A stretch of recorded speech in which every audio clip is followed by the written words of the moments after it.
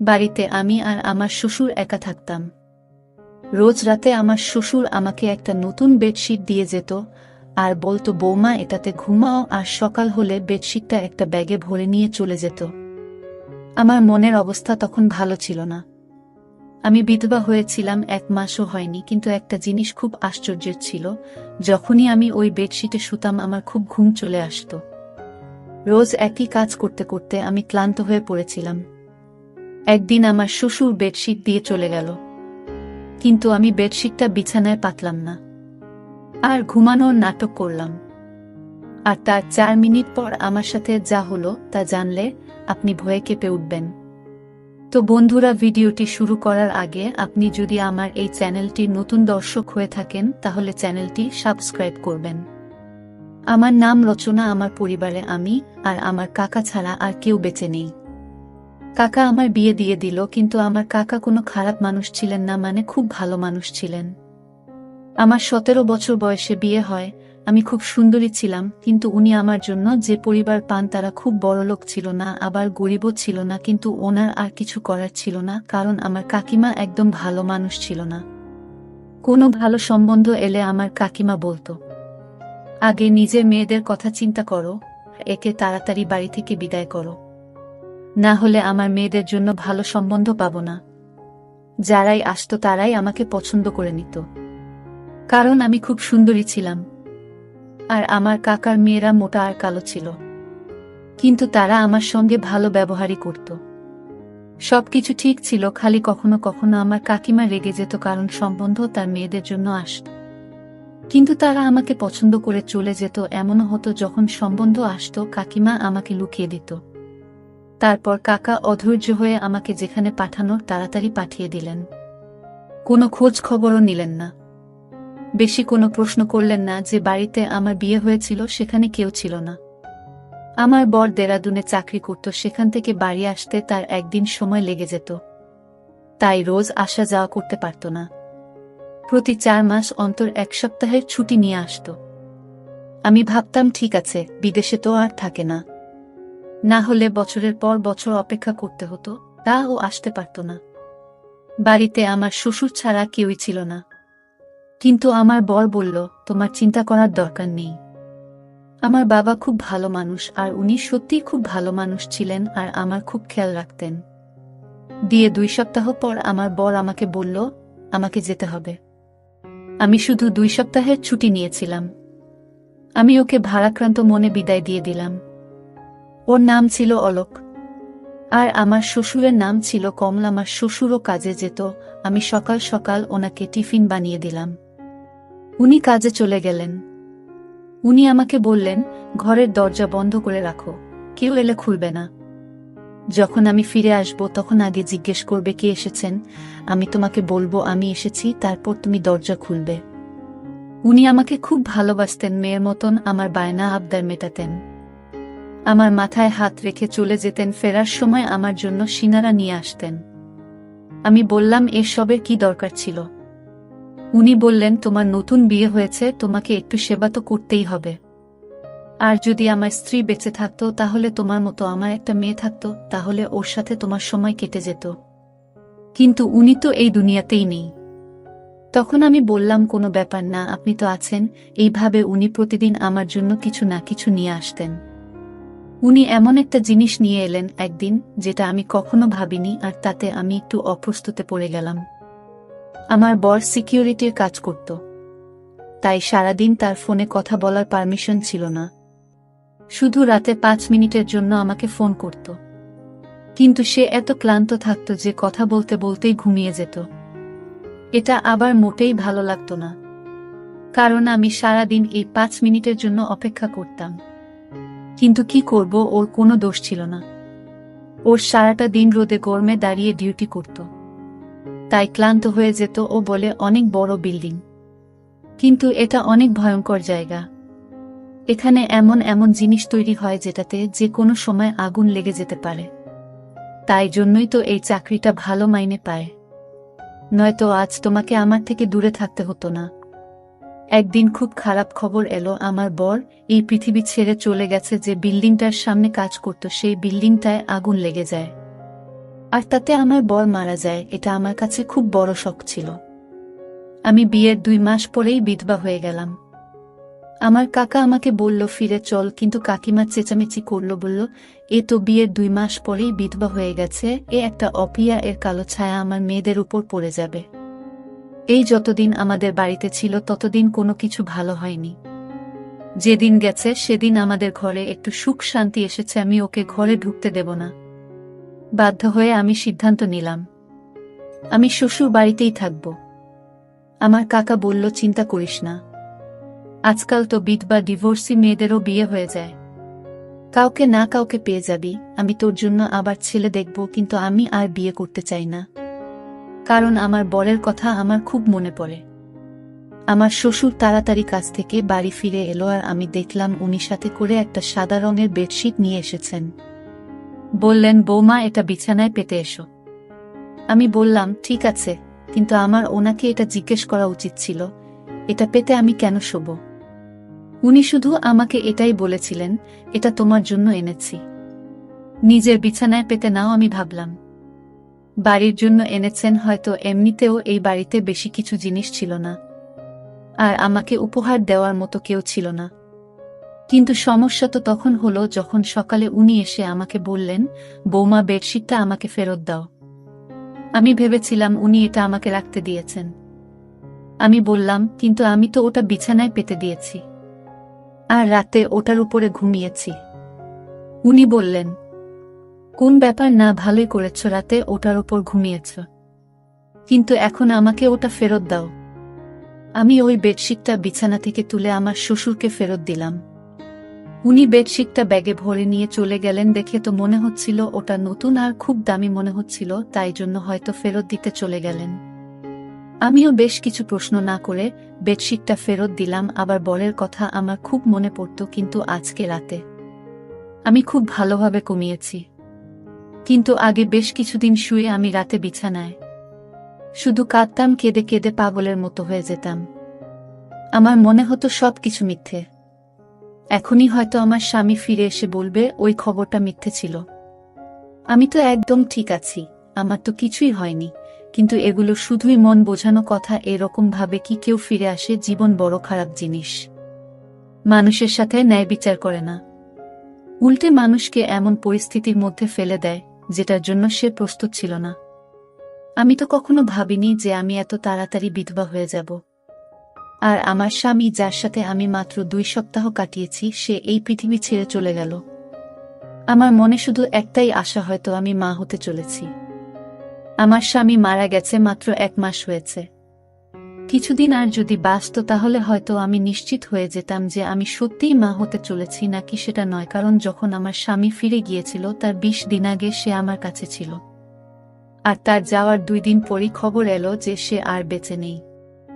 তাই জন্য আমার মনে একটা আশা ছিল। রাতে যখন শ্বশুর ফিরে এলো তখন আবার একটা বেডশিট নিয়ে এলো, বলল বিছানায় পেতে নিতে। আমি বললাম কি ব্যাপার, আপনি ফেরত দিতে কেন গেছিলেন?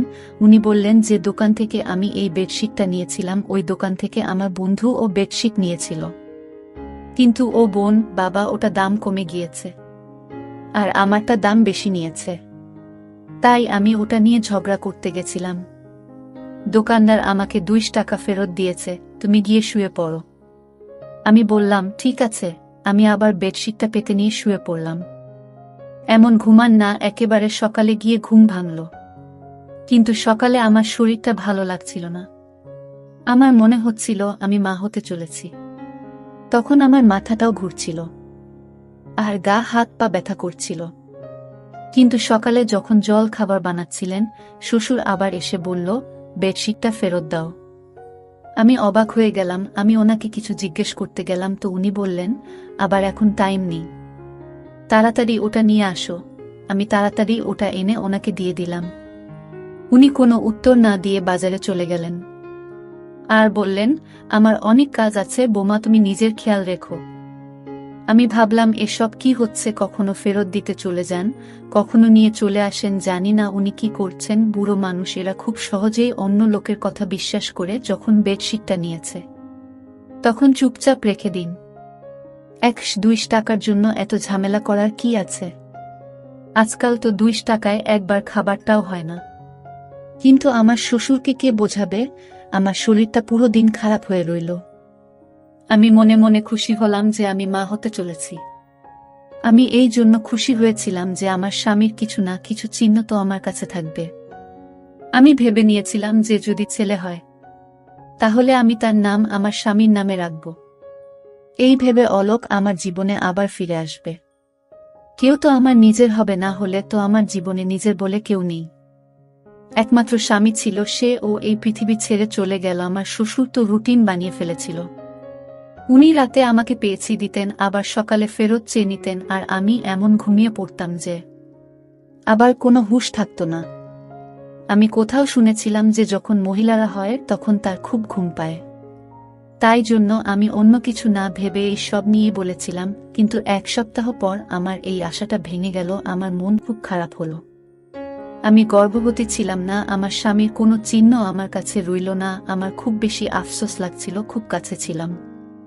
শ্বশুরকে এসব কিছুই বলিনি, কিন্তু উনি জিজ্ঞেস করলেন কাঁদছো কেন? আমি বললাম না কিছু না। কিন্তু আবার আমি চিন্তা করতে লাগলাম, যদি আমি গর্ভবতী হব তাহলে আমার এত কেন ঘুম পায়, আমার শরীর এত ব্যথা হয় কেন? আমি তো ভাবছিলাম এসব কিছু গর্ভবতী হওয়ার জন্য হচ্ছে, তাহলে আমার শরীর এত খারাপই বা ছিল কেন? কিন্তু এখন কাকে বলবো? আমাকে ডাক্তারের কাছে নিয়ে চলো। শ্বশুরকে বলতে কেমন অস্বস্তি হচ্ছে। কাকে বলবো? তো কাকা কি ভাববে? যদি আমার স্বামী বেঁচে থাকতো তো ওর সাথে চলে যেতাম। কিন্তু ধীরে ধীরে যন্ত্রণা বাড়তে লাগলো। রাতে খুব গভীরভাবে ঘুমিয়ে যেতাম, বুঝতে পারতাম না কখন ঘুমিয়েছি আর কখন জেগে আছি। আর এদিন এক দৃশ্য দেখে আমি তো অবাক হয়ে গেলাম। দেখলাম আমার শ্বশুর নিজেই বেডশিটটা ধরছে। আমি অবাক হলাম এটা ভেবে যে ইনি চাদরটা ধরছেন কেন? উনি কি মনে করেন যে আমি চাদরটা নোংরা করে ফেলেছি? তাই যদি মনে করে তাহলে আমাকে বললেই পারতেন, আমি নিজে ধুয়ে দিতাম। কিন্তু তিনি চাদরটা নিয়ে কি কাজ করছেন? এটা আমার ঘরে ছিল। আমি মনে করতাম আমার শ্বশুর ছেলের মৃত্যুতে হয়তো পাগল হয়ে গেছেন, অদ্ভুত অদ্ভুত কাজকর্ম করছেন। একটা চাদর গিয়ে বারবার খেয়ে ধরে রাতে বলে পেতে নাও, সকালে বলে ফেরত দাও। এই ধরনের আচরণ তো কোনো নর্মাল মানুষ করবে না। কিন্তু আমি কিছু বলতাম না, কারণ আমার থেকে বেশি ক্ষতি ওনার হয়েছিল। ওনার বুড়ো বয়সের লাঠি হারিয়ে গেছিল। আমার স্বামীর মৃতদেহটাও আমরা পাইনি। শুধু আমাদের এটুকু বলে দেওয়া হয়েছিল যে সে এই পৃথিবী ছেড়ে চলে গেছে। কারণ বিল্ডিং এ আগুন লেগেছিল, তাই বেশিরভাগ লোকের মৃতদেহ পাওয়া যায়নি শেষবারের মতো। আমার শ্বশুর ছেলেকে প্রাণ ভরে দেখে ও নিয়ে আর আমিও দেখিনি। তাই জন্য হয়তো আমাদের মনে অনেক দুঃখ জমেছিল, আর সেই দুঃখটাকে বার করার জন্য উল্টো একটা কাজকর্ম করছিলেন। আমি এই বিষয়টায় বেশি গুরুত্ব দিলাম না, আর আমার শরীর আরও বেশি খারাপ হতে লাগলো। আমি আমার শরীর নিয়ে খুব বেশি অসুবিধায় পড়লাম। এখন তো আমি ঘরের কাজ করব ঠিক করে করতে পারছিলাম না। আমার খালি বমি হতো। একদিন আমার শ্বশুর বাড়ি ছিল না, তখন একজন প্রতিবেশী আমার বাড়িতে এলো। আমি তাকে সবকিছু বললাম। সব শুনে সে বলল, তোমার শরীর তো খুব খারাপ মনে হচ্ছে, এরকম ভাবে চললে হবে না। বাড়িতে শুধু যদি শ্বশুর থাকে তাহলে ওনাকে বলবেন না তো কাকে বলবে? এতে লজ্জা পাওয়ার কি আছে? লজ্জা পেতে গিয়ে মরে যাবে নাকি? চলো তুমি আমার সঙ্গে। সে আমাকে হাসপাতালে নিয়ে গেল। ডাক্তার আমাকে চেক করে বলল আমি মা হতে চলেছি। শুনে তো আমি থমকে গেলাম। আমি বললাম, ডাক্তারবাবু এটা কি করে সম্ভব? আমার স্বামী তো মারা গেছে। উনি আমাকে কোনো তারিখের ব্যাপারে জানতে চাইলেন। আমি ওনাকে সবকিছু বললাম। আমি ওনাকে বললাম, হ্যাঁ আমারও আগে মনে হতো এমনটা, কিন্তু সেটাও তো প্রায় 1 মাস হয়ে গেছে। আমার স্বামী 2 মাস আগে আমাদের ছেড়ে চলে গেছে।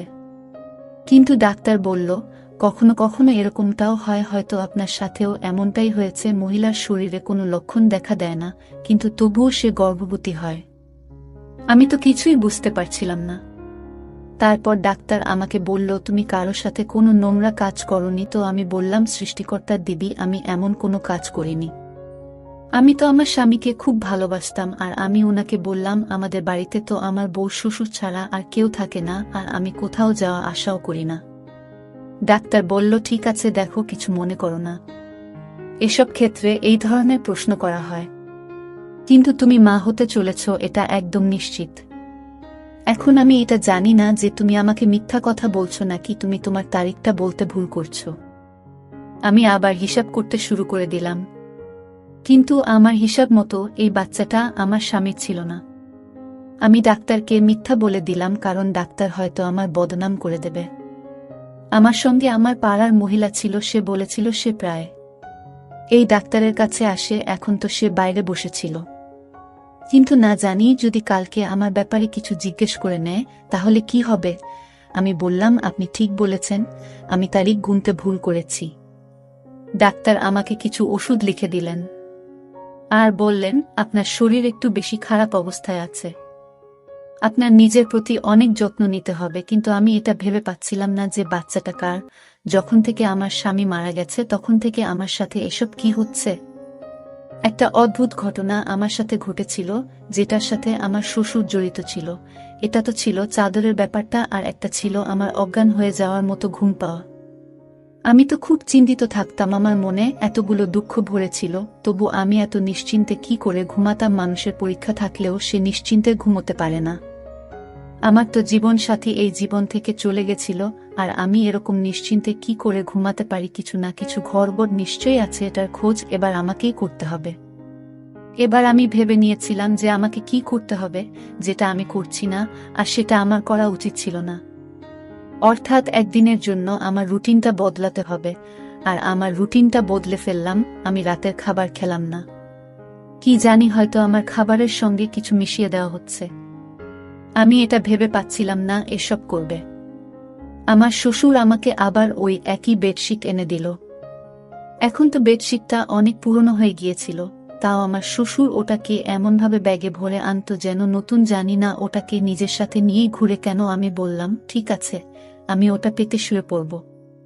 কিন্তু আজ আমি বেডশিটটা না পেতেই বিছানায় শুয়ে পড়লাম। কিন্তু আমি আশ্চর্য হলাম, আজ আমার ঘুম আসছিল না। আমি বুঝতে পারছিলাম না তাহলে কি আমার ঘুমের সাথে এই বেডশিটের কোনো সম্পর্ক ছিল। এসব কি হচ্ছিল আমার সাথে? আমার তো মোটে ঘুম আসছিল না। দেখতে দেখতে রাত একটা বেজে গেল, বাইরে কোনো আওয়াজ নেই। কিছুক্ষণ পর একটা আওয়াজ এলো। আমি ভাবলাম হয়তো শ্বশুর জল খেতে বা বাথরুমে যাওয়ার জন্য উঠেছেন। কিন্তু কেউ যেন আমার ঘরের দিকেই আসছিল আর ঘরের ভিতর ঢুকে পড়ল। ঘরের লাইট বন্ধ ছিল। আমি জোরে জোরে নিঃশ্বাস নিয়ে ঘুমানোর অ্যাক্টিং করছিলাম, কারণ আমি দেখতে চাই এটাকে। এমনিতে আমার খুব ভয় করছিল, আমার ঘরে তার কি কাজ ছিল। কিন্তু কিছুক্ষণ পর যখন সেই ব্যক্তি আমার পাশে এসে শুয়ে পড়ল আর আমাকে জড়িয়ে ধরল, তখন আমি চিৎকার চেঁচামেচি করতে শুরু করে দিলাম। তারপর লাইট জ্বেলে দেখতেই আমি চমকে গেলাম, কারণ সেই ব্যক্তি অন্য কেউ নয়, বরং আমার শ্বশুর ছিল। ওই চাদরটার দিকে দেখলেন আর রেগে গিয়ে আমাকে বলেন, আজকে চাদরটা পাতনি কেন? আমি আরো চমকে গেলাম, কিভাবে কথা বলছে আমার শ্বশুর আমার সাথে। আমি চিৎকার করছিলাম। উনি বললেন, নোংরা মহিলা একটা, চেঁচাচ্ছিস কেন? আমি পুরোপুরি ঘাবড়ে গেছিলাম। আমি বললাম, আপনি এসব কি করছেন? আমার শ্বশুর ঘাবড়ে গেল। আমি আরো জোরে জোরে চিৎকার করা শুরু করে দিলাম। পাড়ার লোকজন সবাই এসে আমাদের দরজা খটখট করতে শুরু করে দিল। সব কি হচ্ছে? সেই মহিলারা আর তার স্বামী বাড়ির ভেতরে ঢুকে পড়ল, যার সাথে আমার একটু বন্ধুত্ব হয়েছিল। আমি ওদের চিৎকার করে শুধু এটুকু বললাম, পুলিশকে ডাকো, ইনি আমার ইজ্জতের উপর হামলা করেছেন। ওরা তো হকচকিয়ে গেল। সারা পাড়ার লোক জড়ো হয়ে গিয়েছিল। পাড়ার লোকেরা সবসময় বিরক্ত থাকত। তারা চোর বা এই ধরনের অপরাধী পেলে তাকে মেরে মেরে তার উপর সব রাগ উগরে দিত। আমার শ্বশুরকেও ওরা ঘিরে ফেলেছিল। তারা বলেছিল, এই পাড়ায় সবাই ভদ্রলোক থাকে, আপনি আপনার বৌমার সাথে এসব কি করছেন? তাছাড়া আমি ওই মহিলাকে আগেই বলেছিলাম আমি মা হতে চলেছি, আর আমি জানি না এই বাচ্চাটাকে। আর আমার শ্বশুর এবার মুখ খুললেন। উনি বললেন, উনি চাদরে ঘুমের ওষুধ মিশিয়ে নিয়ে আসতেন। যখন ওষুধটা আমার নিঃশ্বাসে যেত তখন আমি অজ্ঞান হয়ে যেতাম। আর উনি রোজ আমার ইজ্জতের উপর হামলা করতেন। যবে থেকে আমার স্বামী মারা গেছে তবে থেকে উনি আমার সাথে এটা করছেন। আর এই বাচ্চাটা, উনার সবাই নিজের কানে হাত দিয়ে চিঠি করতে লাগলো। কেউ কেউ বলল, এই ব্যক্তিকে পাড়া থেকে বের করে দাও। কিন্তু আমি আওয়াজ উঠালাম, আমার কাকাকে ও ডাকলাম। আমি বললাম, আমি আত্মহত্যা করব। যদি এই ব্যক্তির শাস্তি না পায় যে কিনা আমার উপর হামলা করেছে, আমি তো এটা নিজে বাবা মনে করতাম। আমার কাকা বলল, এবার তোমার কাকিমা যাই বলুক, পুরো দুনিয়া তোমার বিপরীতে চলে গেলেও আমি তোমাকে আর কিছুতেই এখানে থাকতে দেব না। আমার শ্বশুরকে পুলিশ নিয়ে গেল, আমি আমার কাকার বাড়ি চলে গেলাম। কিন্তু আমি সবসময় টেনশনে থাকতাম, এটা আমার কি হয়ে গেল? আমি তো জীবনে কোনো অসৎ কাজ করিনি, কিন্তু আমার ভাগ্য কেন এরকম হলো? এখন আমার পেটের বাচ্চাটা আমার কাছে নিজের উপর অভিশাপ বলে মনে হচ্ছিল। এখন আমি এই বাচ্চার কি পরিচয় দেব? এই বাচ্চার পরিচয় দেওয়ার মতো কিছুই আমার কাছে রইল না। কিন্তু আমার বিবেক সব সময় আমাকে